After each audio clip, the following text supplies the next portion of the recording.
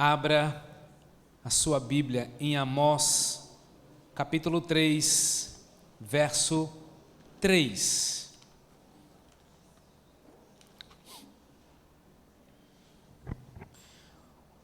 É uma pergunta, o texto ele foi já iniciado na semana passada.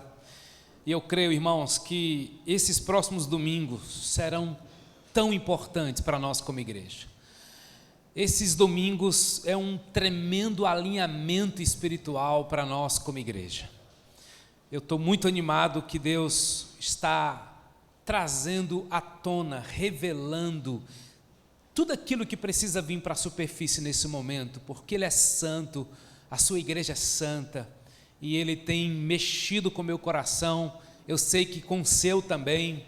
De fato, domingo passado foi um culto Kairos, né? Aquela mensagem que ficará para a história da nossa igreja. Eu realmente espero que, se você não esteve, você assista e acompanhe com a gente. Amós 3:3 tem uma pergunta: andarão dois juntos se não estiverem de acordo? Essa pergunta. Andarão dois juntos se não estiverem de acordo? Então me acompanha aqui, queridos. Qual é a resposta para essa pergunta? O texto não responde, mas você arriscaria dar uma resposta para essa pergunta? Andarão dois juntos se não estiverem de acordo, sim ou não? Não. Não tem como andar juntos se for jugo desigual, se for luz e trevas, se for caminho largo e caminho estreito, se tiver propósitos distintos, não dá. Não dá para construir. Pode-se até construir algo que desagrada a Deus, mas se duas pessoas estiverem de acordo, vai dar certo, porque há poder na unidade. Nós lemos isso quando um povo teve uma ideia, como diz minha esposa, de Jerico, de construir uma torre de Babel que fosse até os céus. Até Deus ficou impressionado, gente. E não é que estava dando certo. Só que construir a torre de Babel, mesmo que em unidade, isso significa que nós podemos encontrar os nossos pares que nos levam para a perda, aliás, nos leva para a perdição. Foi assim com a torre de Babel. Deus não se agradou, porque aquela obra estava quebrando um princípio. Preste atenção. Pecado sempre é quebra de princípio. Não tem a ver com o que eu acho, tem a ver com o princípio. Qual era o princípio que eles estavam quebrando? O princípio da multiplicação.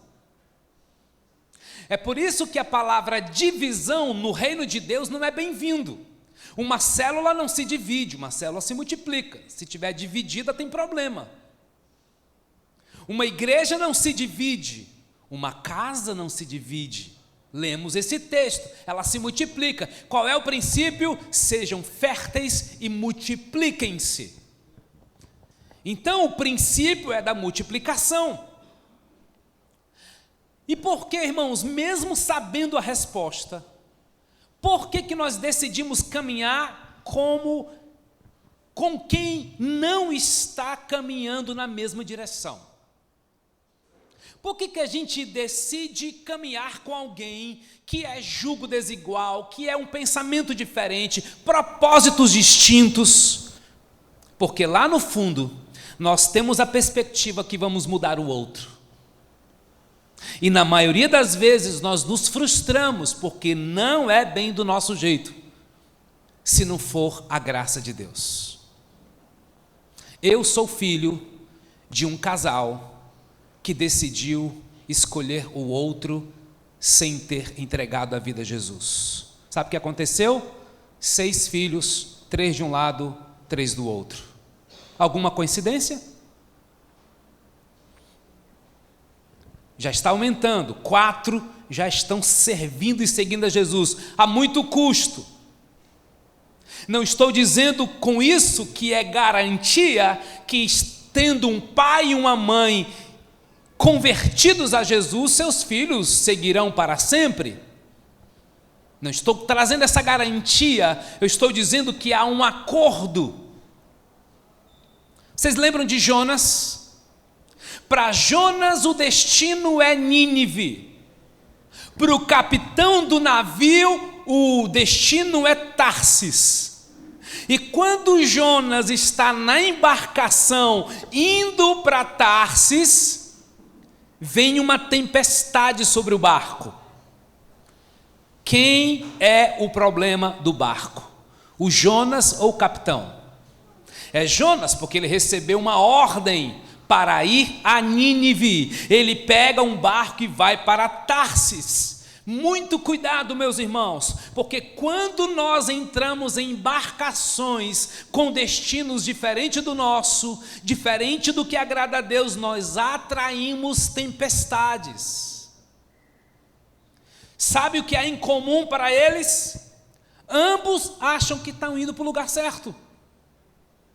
Para eles está tudo ok, quando na verdade Jonas decidiu se intrometer no caminho que não era para ele. O resultado foi o quê? Tempestades. Andarão dois juntos se não tiverem de acordo? Não é possível. Podemos forçar, podemos tentar dar um jeitinho, podemos mudar o rumo. E Deus, por sua graça, tantas vezes nos tira de enrascada, é verdade. O que valida o sim na prática, meus irmãos, de um casamento, não é a cerimônia do casamento, é algo muito além do casamento civil e do casamento religioso. Sabe o que é que valida de verdade? É a fidelidade naquilo que concordaram no altar. Casamento é aliança, manter a aliança. Porque andarão dois juntos se não tiverem de acordo? Claro que não. Por isso nós precisamos caminhar em acordo. E eu quero propor dois acordos hoje aqui com vocês. O primeiro é o acordo com Deus. Deus nos chamou. Ele te chamou um dia? Meus irmãos, todas as vezes que Jesus convidava algum discípulo para o segui-lo, Jesus dava as condições do acordo.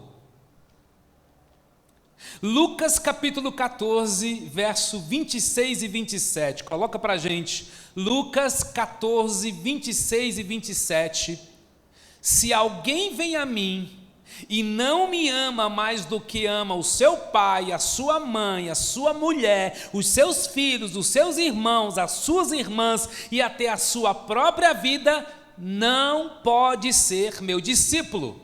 Agora vocês estão entendendo por que na Casa Viva a gente não usa tanto o termo crente. Porque eu tenho entendido que é mais fácil ser crente. Às vezes, focado apenas em hábitos religiosos, apenas na escolha de uma religião. E é claro que a essência de um crente é lindo. Um crente fiel, um crente que ama a Deus, que não abre mão. Vocês estão me entendendo? Por isso que Jesus está chamando os seus discípulos, e quem não tomar a sua cruz e vier após mim, não pode ser meu discípulo. Então Jesus está nos chamando e nos trazendo um acordo. Outra passagem ele diz, se você quiser calcular bem, calcule, porque tem gente que vai construir uma torre e se ele não calcular bem, ele vai passar vergonha. Então ele nos dá a chance de escolher. Esse é o acordo que tenho com os meus discípulos, disse Jesus. Jesus, e se eu quiser retroceder? Ele também tem um acordo para quem quer retroceder. Lucas 9,62. Lucas 9,62, mas Jesus lhe respondeu, ninguém que põe a mão no arado e olha para trás é apto para o reino de Deus. É por isso, irmãos, que existe uma discussão muito desgastante, muito boba, sobre a salvação, a perda de salvação, e a gente fica caindo no laço do julgamento. É claro que os frutos confirmam o que é verdadeiro ou não, mas só Deus sabe o que está no coração de cada pessoa. Quem um dia entregou a vida a Jesus, uma marca é: não olha para trás, não tem saudade do Egito, não tem saudade do mundo. Jesus está dizendo: filho, você fez um acordo comigo, e esse acordo foi feito na cruz do Calvário, esse acordo foi feito na mesa da ceia. Jesus está dizendo assim: filho, eu não espero que você acerte sempre. Se você fraqueja, se você se cansa, aliás, quando você pecar, 1 João 1,9, se confessarmos os nossos pecados, Ele é fiel e justo para nos perdoar os pecados e purificar de toda injustiça. Ele não espera de nós perfeição, Ele espera de nós confissão, arrependimento, após um ato que desagrada a Ele. Por isso, muito cuidado em avaliar o seu coração sobre remorso e arrependimento. Há pessoas que pedem perdão por remorso, não é transformação. O Espírito Santo sempre vai trazer arrependimento. E sabe qual é uma marca do arrependimento? O seu arrependimento tem que ser mais escandaloso do que o seu pecado.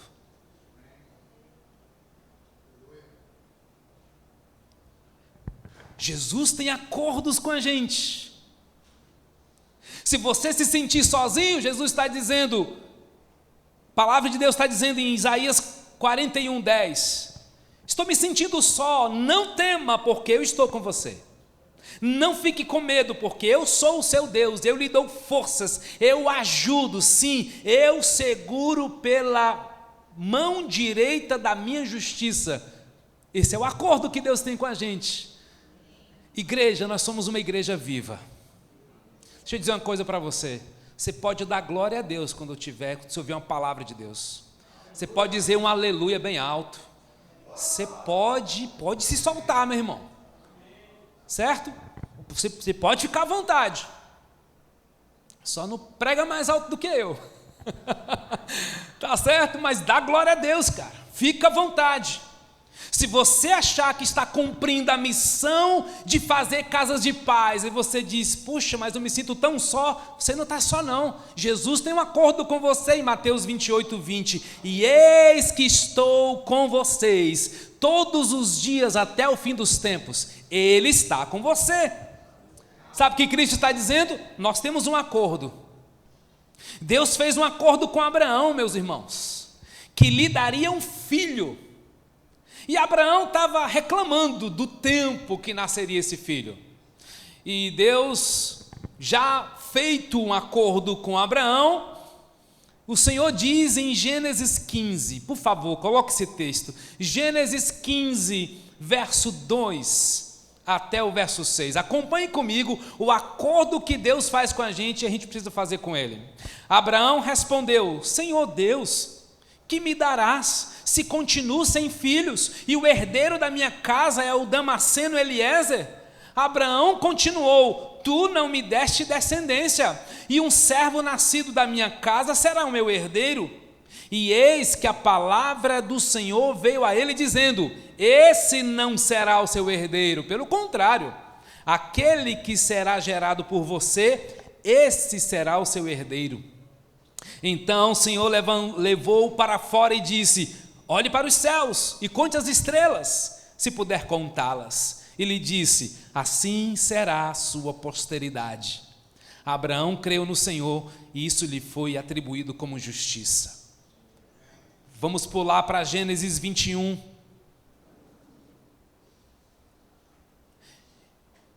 Deus visitou Abraão, gente, e visitou o Senhor, e nasceu Isaque, e Abraão tinha 100 anos.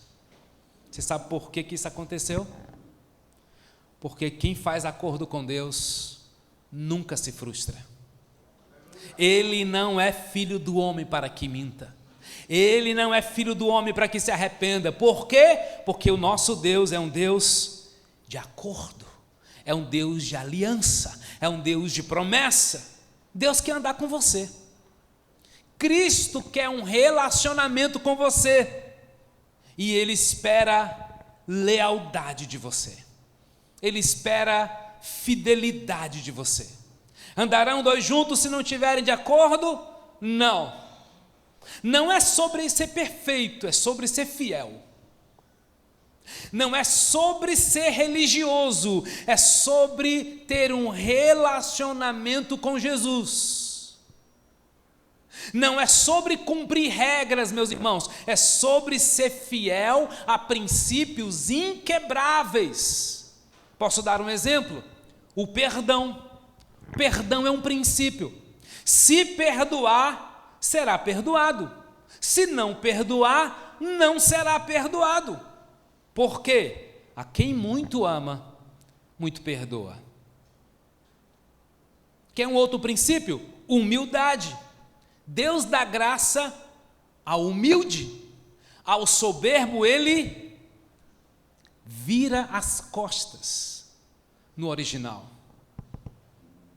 Quer um outro princípio? Lealdade.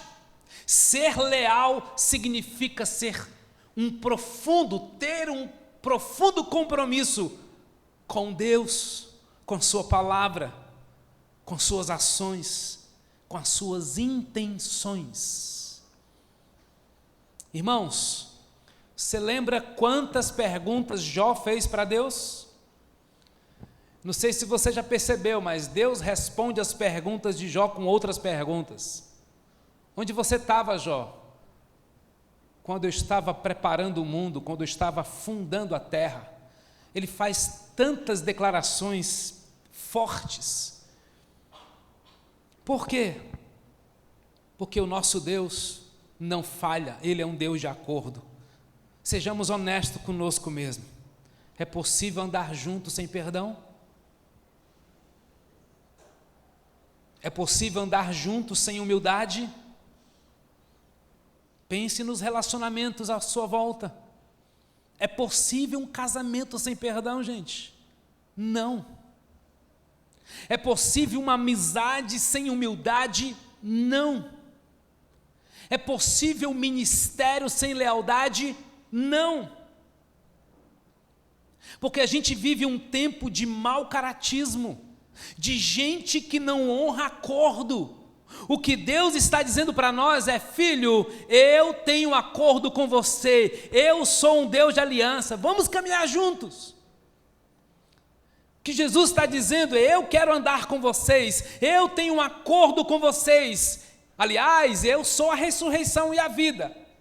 Ainda que morra, viverá. Cristo voltará. Ei, igreja, Ele fez um acordo conosco. João capítulo 14, coloca para nós, João capítulo 14, versos 1, 2, 3 e 18, que o coração de vocês não fique angustiado, vocês creem em Deus, creiam também em mim. Na casa do meu pai há muitas moradas, se não fosse assim, eu já lhes teria dito, pois vou preparar um lugar para vocês. E quando eu for e preparar um lugar, voltarei e os receberei para mim mesmo, para que onde eu estou, vocês estejam também. Verso 18, não deixarei que fiquem órfãos, voltarei para junto de vocês. O que ele está dizendo é: estou indo, vou preparar um lugar, mas eu tenho um acordo com você, meu amigo, eu vou voltar para te buscar. Enquanto eu não volto, igreja, dentro do nosso acordo, celebre a ceia, até que eu volte. O acordo de Jesus com você vai muito além. Poderia declinar diversos aqui. Se você bater, eu vou abrir, disse Jesus. Se você pedir, eu vou te atender. Se você buscar, você vai me achar. Mateus 7,7, peçam e lhes será dado, Busquem e acharão. Batam e a porta será aberta para vocês, pois todo o que pede recebe, o que busca encontra, e quem bate a porta será aberta.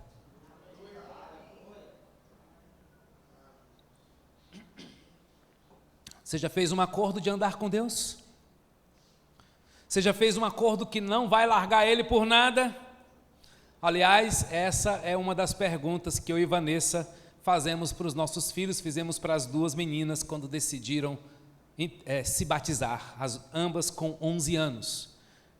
Vocês estão certas de nunca mais abrir mão de Jesus? E elas disseram, com certeza, papai, quero andar com Ele para sempre. Então está pronta para se batizar. O primeiro acordo que nós devemos fazer é com Deus, irmãos. Um acordo inquebrável, um acordo indissolúvel. E mesmo sendo infiéis, tem um acordo do Pai. Ele permanece fiel. A grande pergunta é se é por um momento.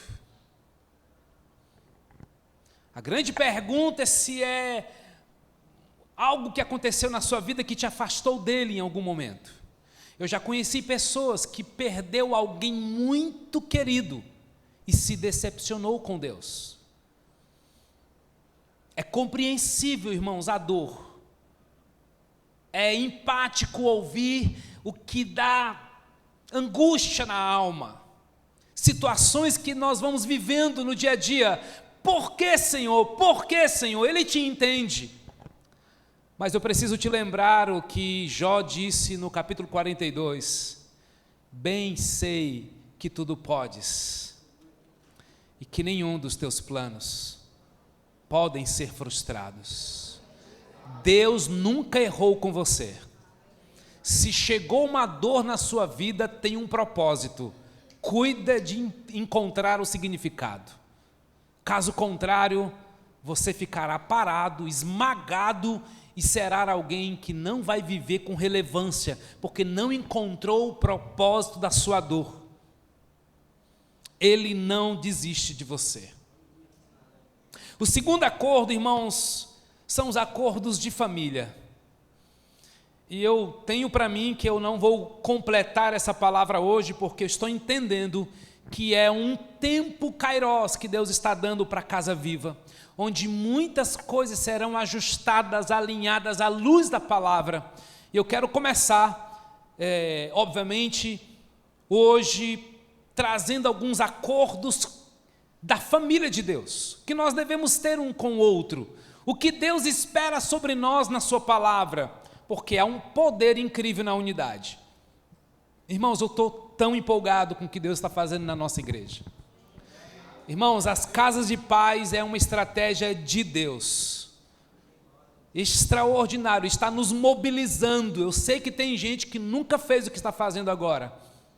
Sabe por quê?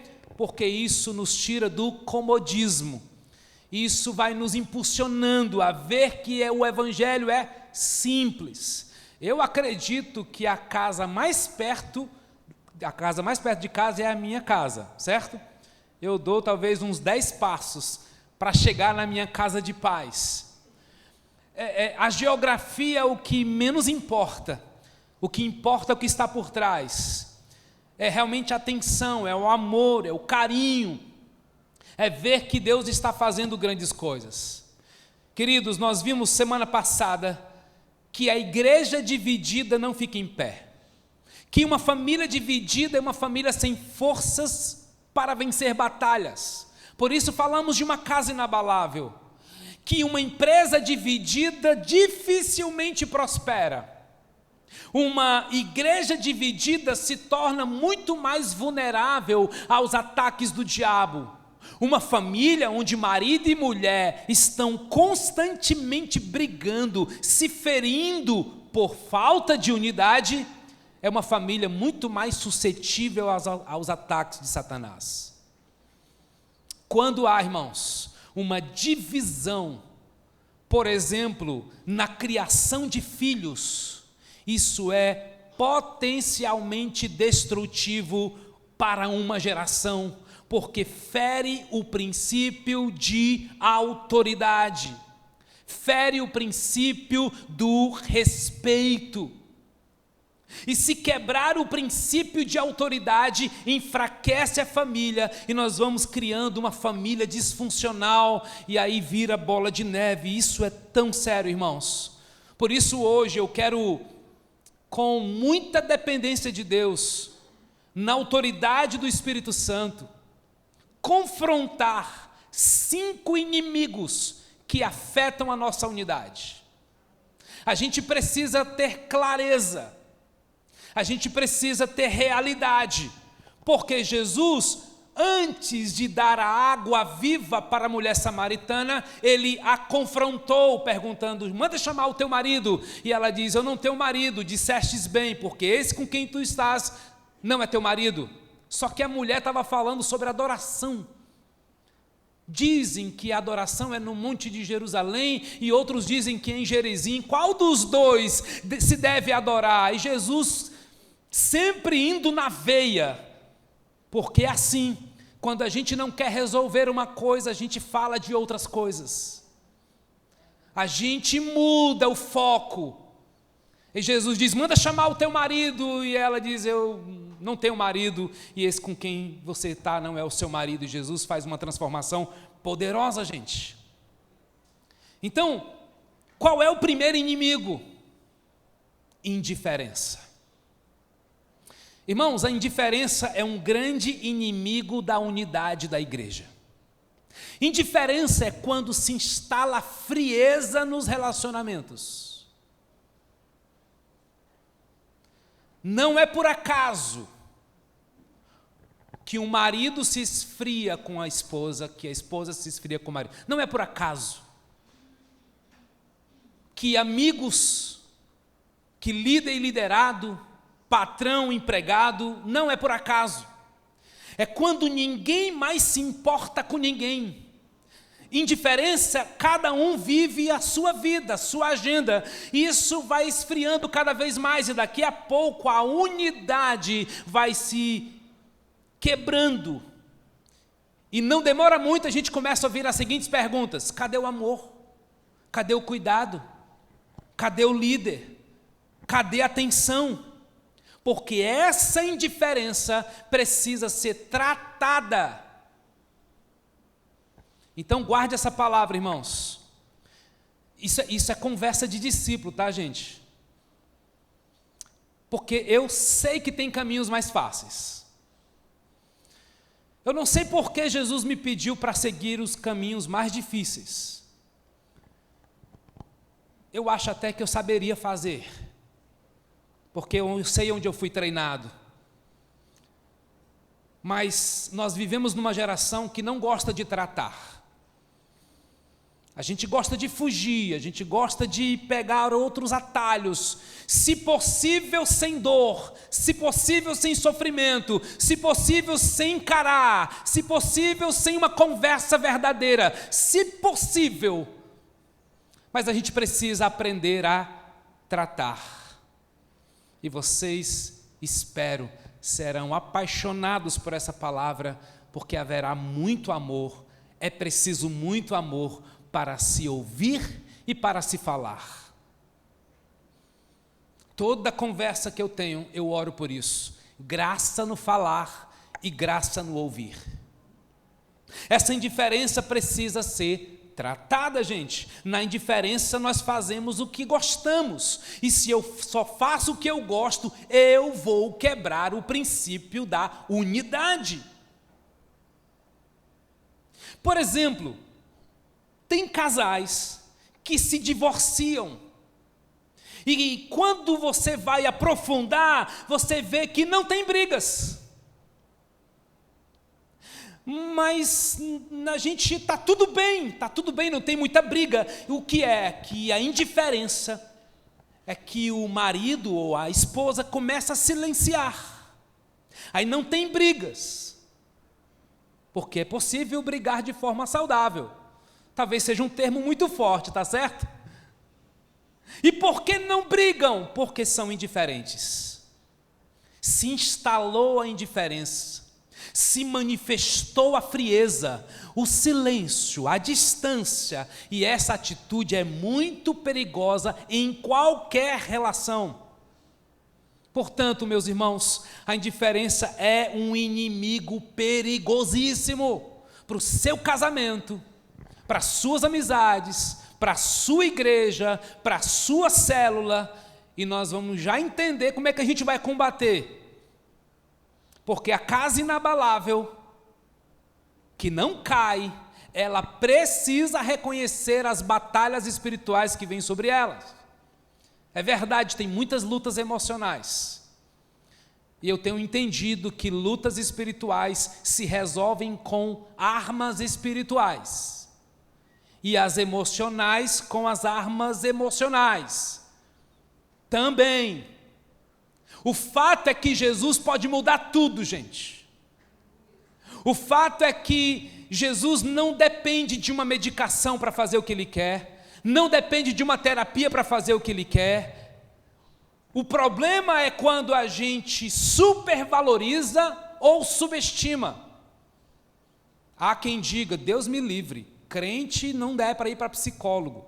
Não, tenha calma, muita calma nessa hora.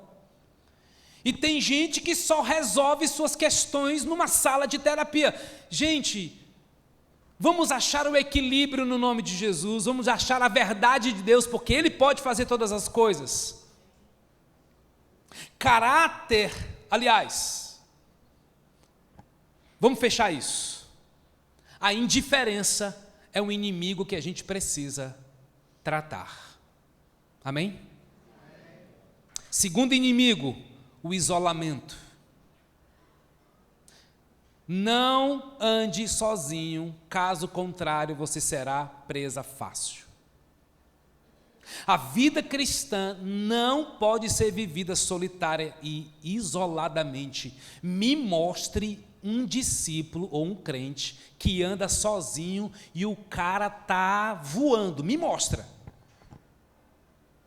Me apresenta alguém que faz tudo sozinho e ele está voando na missão, voando no relacionamento com Deus, no serviço, porque não é possível, gente. Veja só. Caráter não se aperfeiçoa lendo. Não, pastor, gosta de ler. Me deixa sozinho que eu estou lendo. Não. Você não ganha caráter lendo. Você ganha caráter se relacionando. É vivendo na companhia de pessoas que nos inspiram, que acreditam na gente, que investem na gente.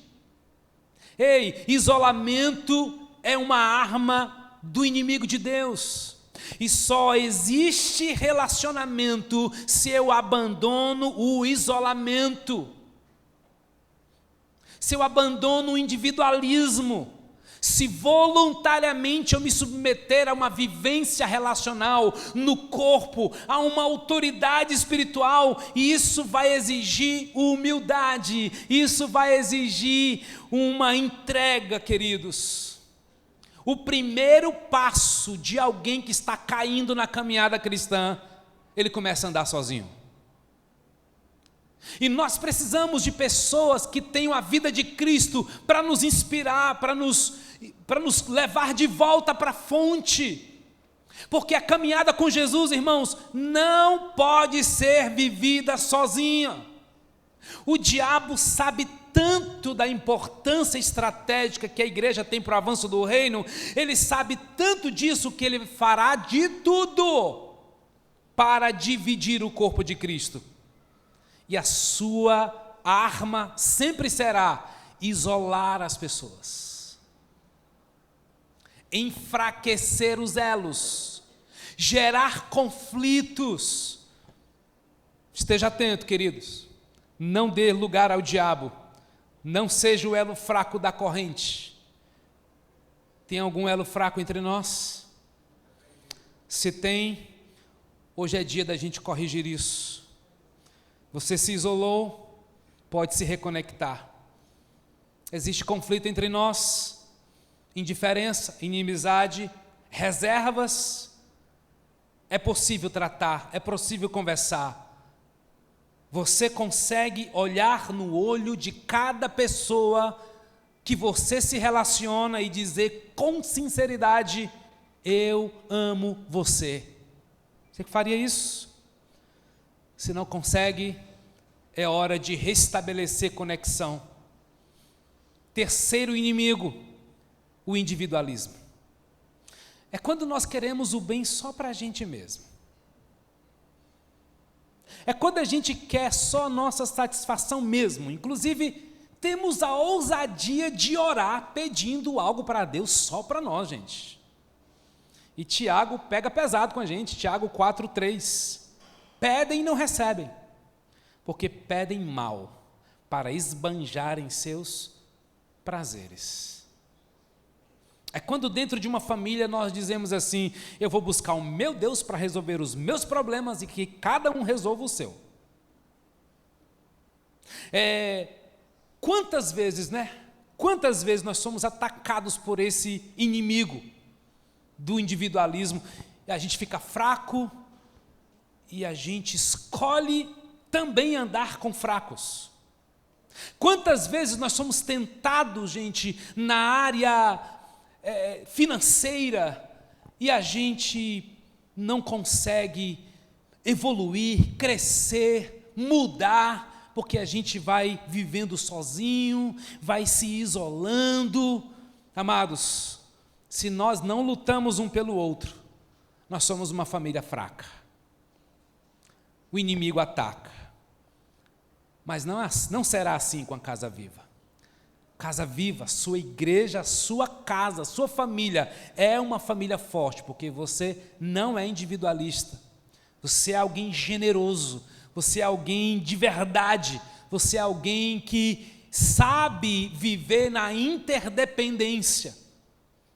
Nem dependência, nem codependência, mas interdependência. Não é bom um marido dependente, uma esposa dependente. Não é bom um marido independente, uma esposa independente. A gente precisa entrar nos acordos e vivermos a interdependência. Aquela canção que nós cantamos tanto: eu preciso de você. Completa a música. Você precisa de mim. Ainda bem que não fica só em nós, né? Nós precisamos de Cristo até o fim. Quarto inimigo, gente: falta de transparência. Está notando? Gente, isso está quebrando a unidade de muitas relações. Acontece que quando nós mentimos ou escondemos de quem é de direito saber, e pioramos falando para outros, nós geramos o quê? Divisão. A falta de transparência, irmãos, acontece quando o esposo esconde algo da esposa. E por isso o dano é muito maior depois que é descoberto. A falta de transparência é terrível porque a esposa esconde do marido, o amigo esconde do amigo, e a gente tem a ousadia de esconder de Deus. A falta de transparência é terrível para quebrar a unidade de uma igreja. Se a transparência só acontece depois que a coisa estoura, não tem como, irmãos. Sempre haverá uma dor terrível, às vezes irreparáveis. O que é ser transparente, gente? É falar a verdade sem querer mudar o outro. É falar a verdade em amor sem querer mudar o outro. Posso lhe garantir, falar no começo é muito melhor.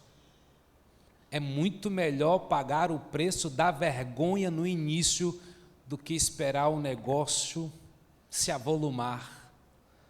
Por isso, muitos se afastam e não voltam mais. O problema não era a igreja. O problema não era a célula. O problema não era você, mulher. O problema não era você, empresário. O problema era a vergonha acumulada e a incapacidade de tratar. Deixa eu lhe dizer uma coisa, queridos: nada ficará oculto aos olhos de Deus. Está escondendo? Você está plantando divisão sem querer. Então é para falar tudo, pastor? Não. É para falar tudo que é pecado. É para falar tudo que quebra os acordos da família. Isso sim é para falar. Porque nem tudo que passa na sua cabeça é digno de confiança. Então, se você repreende o pensamento que vem do inferno, que vem do pecado, da insatisfação, morre ali. Porque você viu que passou, esse negócio não é de Deus. É para falar tudo que quebra a unidade da sua igreja e da sua família? Não, porque muitas vezes seus sentimentos estão contaminados pelo ressentimento, pela amargura, pela maldade. Por isso que é preciso tratar. Nem tudo que você sente você tem que falar. Quando falamos então, pastor? Me diga, pelo amor de Deus. Primeiro, quando eu falo para Deus o que está acontecendo e ponho para Ele os meus pensamentos, os meus sentimentos, o que está doendo, o que está me incomodando, e vou dizer, e vou orar o Salmo 139, Deus, vê se há em mim algum caminho mau, e guia-me pelo caminho eterno. Então, em amor, falo a verdade.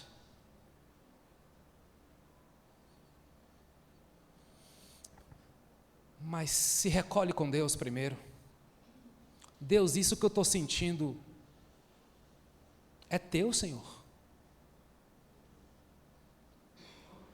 Não é porque está doendo que você está correto.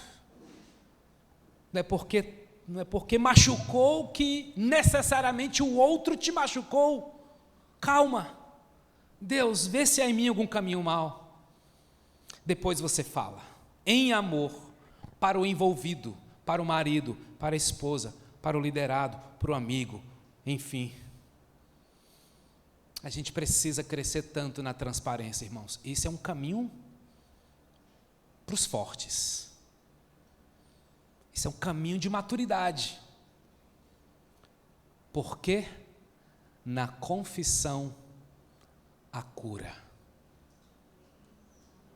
Meu Deus, tem uma cura para Deus liberar sobre a unidade da igreja que estamos por viver, irmãos. Essa cura não é a cura do quinto inimigo aqui, eu vou encerrar com ele, que é o julgamento. Lucas 6,37, é o famoso bufo. Não julguem e vocês não serão julgados. Não condenem, vocês não serão condenados. Perdoem e serão perdoados. Irmãos, julgamento é uma semente, querido. Você plantou, você vai receber mais cedo ou mais tarde. Por isso a palavra é não julguem. 1 Coríntios 4:5, portanto, não julguem nada antes do tempo, até que venha o Senhor, o qual não somente trará plena luz as coisas ocultas das trevas, mas também manifestará os desígnios do coração. E então, cada um receberá o seu louvor da parte de Deus. Vamos combater esse vírus chamado julgamento. Sexto, e prometo que é o último: deslealdade. Irmãos, a lealdade está ligado diretamente aos resultados que nós temos nos nossos relacionamentos, em todos eles. Queridos, a lealdade ou a deslealdade ou vai atrair bênção sobre nossas vidas, da mesma forma que a deslealdade vai atrair problemas sobre a nossa vida. O Carlos leu um texto aqui de Provérbios 3, e eu fui buscar na nova tradução da linguagem de hoje, e no texto está dizendo: pegue a lealdade, a fidelidade, prenda ao seu pescoço, porque isso vai atrair o favor de Deus e o favor dos homens sobre você. Isso é tremendo, irmãos, porque é um princípio com promessa. Se você for leal, você vai atrair o favor de Deus e dos homens. Porque se você fizer isso, a lealdade e a fidelidade vão fazer parte da sua vida. Nós precisamos entender que a lealdade só é vista em situações adversas. Você só vai saber se você é leal a alguém quando esse alguém não está perto de você. Considere isso. A lealdade é na vida de uma pessoa provada nos momentos difíceis. Não é em momentos que está tudo tranquilo, mas nos momentos adversos. Vamos combater esses inimigos? Você não vai poder faltar ao próximo culto, né? Porque nós vamos conversar sobre como vencer esses inimigos, preservando a unidade da igreja. Para derrotar a indiferença, nós precisamos do amor que valoriza as diferenças. Para derrotar o isolamento, nós precisamos de relacionamentos cristocêntricos. Para derrotar o individualismo, nós precisamos aprender a servir. Para derrotar a falta de transparência, nós vamos aprender a confessar os nossos pecados e a falar a verdade em amor. Para a gente derrotar o julgamento, nós precisaremos desenvolver o fruto da bondade, da paciência e da tolerância. E para a gente derrotar a deslealdade, nós vamos aprender a viver fiel. Próximo domingo. Equipe de louvor pode vir aqui. Eu sei que é um assunto que não dá para terminar chorando, se não for de vergonha ou de confronto da palavra de Deus, mas eu quero orar sobre um espírito de unidade sobre a nossa igreja. Fique atento, irmãos, assim como na série Inabaláveis, nós precisamos reconhecer os inimigos da espada, do escudo, das sandálias. Nós, de fato, estávamos atentos ali para perceber como é que o inimigo age, que a nossa luta não é contra carne e sangue, que a nossa luta não é contra pessoas, mas contra principados e potestades. Oh, meus irmãos, por favor, vamos subir de nível. Não é se tornar espiritualizado, é olhar com as lentes corretas o que nos acontece, porque o diabo odeia a sua família. Então você não vai passar um dia sequer sem um capiroto te perturbando. Igreja é fundamento de Cristo. Ele é o cabeça do corpo que é a igreja. Ele é o fundamento. É claro que ele vai bater na nossa porta todos os dias. E pasme, às vezes ele vai usar a nossa própria boca. Quem está pronto para dizer: arreda de mim, Satanás? Quem está preparado no nome de Jesus para dizer: você não fala pela boca do Espírito Santo?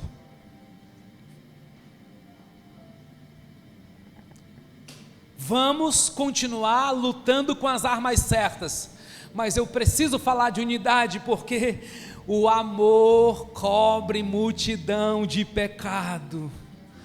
Ô gente, nesse assunto eu não sou exemplo. Sabe por quê? Porque a Bíblia já diz que eu vou dever. Não devais nada a ninguém a não ser o amor. É angustiante em tantas vezes não conseguir amar a minha esposa como Cristo pediu que eu amasse.